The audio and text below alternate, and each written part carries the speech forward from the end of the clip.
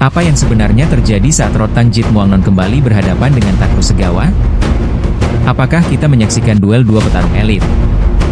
Atau sesuatu yang jauh lebih besar dari sekadar pertarungan? Karena semakin dalam kita melihat, semakin banyak pertanyaan muncul. Semua orang ingat pertemuan pertama. Cepat, brutal, tidak terbantahkan. Rotang datang seperti badai, dan Takru runtuh sebelum cerita benar-benar dimulai. Itu bukan pertarungan.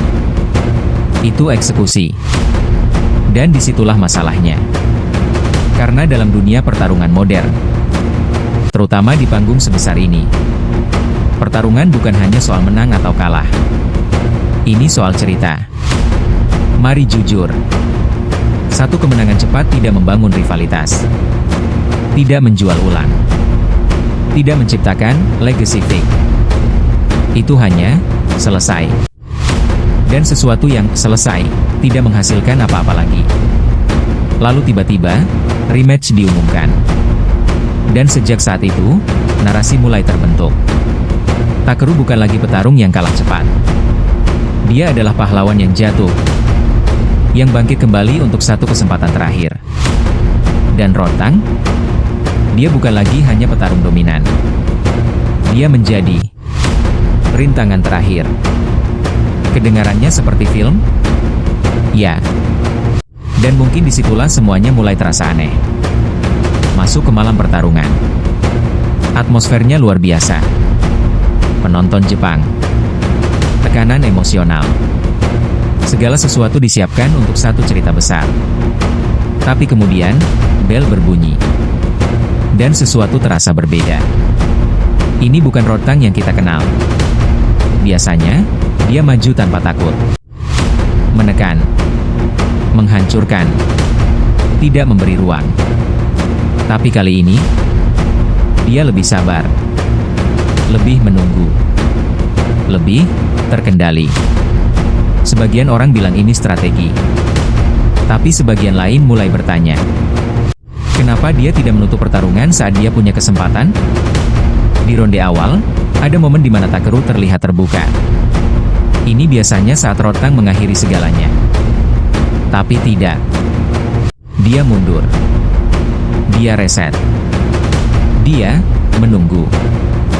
Apakah ini evolusi gaya bertarung? Atau ada sesuatu yang sedang dijaga? Sementara itu, Takru tampil berbeda. Lebih tajam. Lebih disiplin. Lebih hidup. Seolah-olah dia tahu. Ini adalah malamnya. Dan disinilah narasi mulai terasa, terlalu rapi. Seorang legenda Jepang.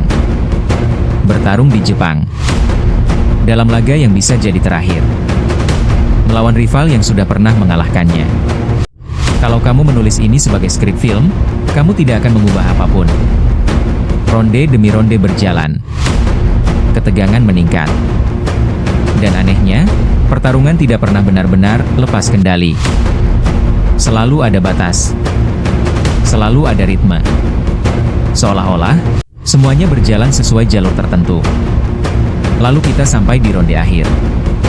Momen yang menentukan. Serangan mulai masuk lebih keras.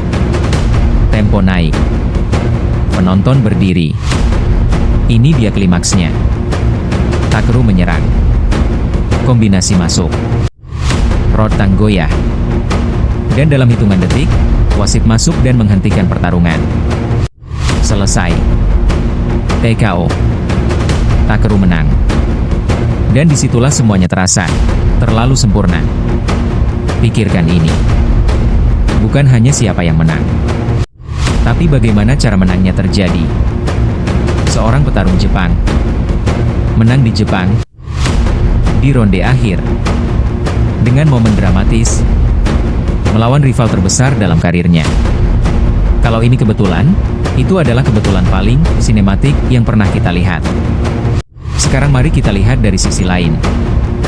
Dalam bisnis pertarungan, emosi adalah produk. Rivalitas adalah investasi. Dan cerita adalah segalanya. Jika Rotang menang lagi dengan dominan, apa yang tersisa? Tidak ada trilogi. Tidak ada unfinished business. Selesai. Tapi dengan hasil ini, 1-1. Seimbang. Sempurna untuk pertarungan ketiga. Dan tiba-tiba, yang awalnya hanya rematch, berubah menjadi franchise. Apakah ini berarti pertarungan ini diatur? Tidak ada bukti untuk itu. Dan penting untuk jujur tentang hal itu. Tapi, apakah hasil ini kebetulan menguntungkan semua pihak? Itu sulit untuk disangkal. Takeru mendapatkan penebusan. Rotan tidak kehilangan aura, dia tetap monster. Promotor mendapatkan cerita baru. Fans mendapatkan alasan untuk kembali menonton. Semua menang. Dan ketika semua pihak menang, beberapa orang mulai bertanya, siapa yang benar-benar kalah? Mari kembali ke satu momen penting. Penghentian pertandingan. Beberapa orang bilang itu tepat. Beberapa bilang terlalu cepat. Dan disitulah perdebatan lahir. Karena dalam pertarungan sebesar ini, setiap detik berarti. Dan keputusan sekecil apapun bisa mengubah sejarah. Apakah Rotang masih bisa lanjut? Atau itu memang sudah akhir yang tak terhindarkan? Tidak ada jawaban pasti. Yang ada hanyalah perspektif. Dan di era media sosial, perspektif adalah bahan bakar. Sekarang, pertanyaan terbesar untuk kamu yang menonton. Apakah kamu melihat pertarungan ini sebagai duel murni?